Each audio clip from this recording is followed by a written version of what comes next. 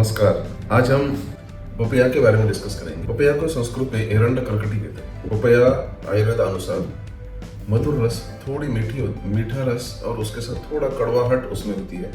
उसका जो इफेक्ट है वो शरीर में जाके तीखा उसका इफेक्ट आता है अंदर। सर्वप्रथम पपैया उष्ण होने के कारण कफ और वात को शांत रखती है। मतलब आपकी जो आर्थराइटिस है, जॉइंट पेन, वायु की जो बीमारियां है, रूखापन आना है अंदर, कॉन्स्टिपेशन होना है, ये वायु के विकारों को पपैया दूर करता है। और कफ के जो कफ का विकार है, स्पेशली जो फल होते हैं, फल कफ के विकारों में हम आयुर्वेद के अनुसार अलाउ नहीं करते, लेकिन पपैया एक ऐसा फल है आम के साथ, अनार के साथ, जो कफ के विकारों में देना चाहिए, क्योंकि पपैया कफ विकारों में एक औषधि के रूप में कार्य करता है। उससे जो मल रुकता है, जिसके कारण कफ बढ़ता है, वो मल अनुलोमन, मतलब मल सीधे तरीके से निकल जाता है, पचन बहुत अच्छी तरीके से होता है।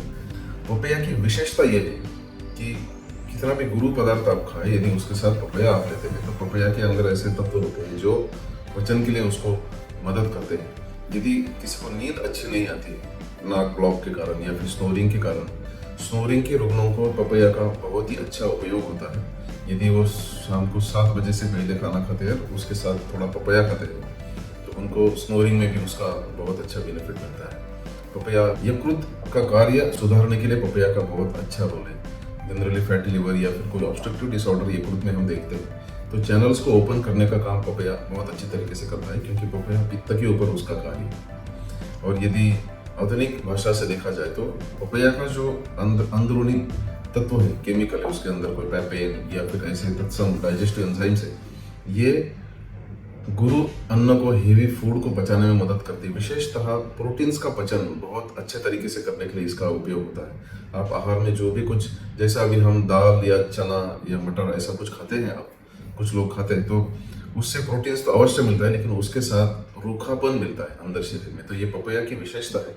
पपैया यदि उसके साथ आप खाते हैं तो प्रोटीन्स का पचन भी होता है, उसके कारण जो साइड इफेक्ट के रूप में जॉइंट आर्थराइटिस का तकलीफ है, तो वो पपैया खाने से वो नहीं होता है। और स्मॉल इंटेस्टाइन की जो त्वचा है, अंदरूनी त्वचा, उसका स्पेशली जो म्यूकोजल लाइनिंग है, वो सुचारू रूप से कार्य करता है।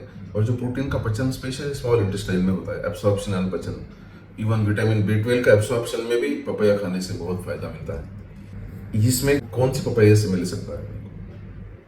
तो पपैया 2 तरीके का मिलता है। एक मिलता है इंडिजिनस, जो मूल पपैया है, और दूसरा मिलता है हाइब्रिड पपैया। तो आप सब लोगों को ध्यान में रखना है। हम पेशेंट्स में क्लियर कर देखा है कि जिस पपैया में सीड नहीं होता है, ऐसे पपैया खाने से बच्चों के खांसी या बाकी की बीमारियां बढ़ती है, कॉन्स्टिपेशन भी दूर नहीं होता है। लेकिन यदि आप सीड वाला पपैया खाते हैं तो उससे पपैया के सभी गुणधर्मों का हमें उपयोग होता है। हमने देखा है कफ, उसी बच्चे का बिना सीड का पपैया खाने से कफ और एसिडिटी बढ़ता है, और लेकिन बीज वाला पपैया खाने से मिठास भी उसमें होती है और कफ भी कम होता है और मोशन भी सुचारू रूप से साफ होता है और नींद अच्छी आती है। इसलिए ध्यान में रखना, इसके आगे यदि पपैया आप लेंगे तो पपैया बेचने वाले को बोलना कि मुझे सीड वाली ही पपैया चाहिए। जिस पेड़ में फल के अंदर बीज निर्माण करने की क्षमता नहीं है, वो पेड़ भला, वो फल भला आपको क्या फायदा दे सकता है? स्वयं का बीज भी वो कोई निर्माण नहीं कर सकता है। ऐसे बीज विहीन पपैया से आपको भी कुछ फायदा नहीं होता है, हालांकि नुकसान हो सकता है।